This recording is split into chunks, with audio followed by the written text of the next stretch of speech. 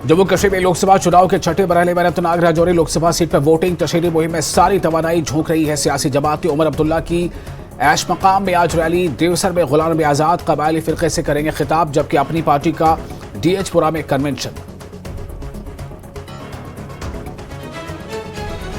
Ladakh Lok Sabha seat पर voting की मजमूई तौर पर रही 71.81%। इलेक्शन कमीशन की जानिब से ताजा अपडेट जारी। 20 मई को हुई थी पोलिंग।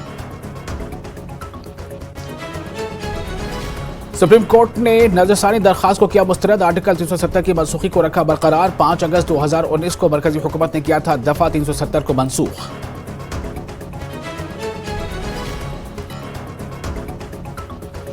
एंटी करप्शन ब्यूरो ने एनफोर्समेंट एहलकारों के खिलाफ मुकदमा किया दर्ज। चीफ टाउन प्लानर VCJDA और इस्तिफादा कुरंदा बिलाल राथर के खिलाफ मुकदमा दर्ज।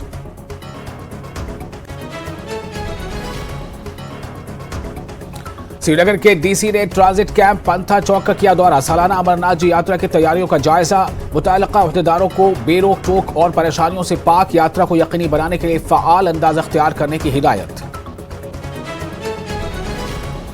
बलीजा में बिजली का करंट लगने से एक लड़की की मौत। अस्पताल ले जाते वक्त रास्ते में ही तोड़ा दम।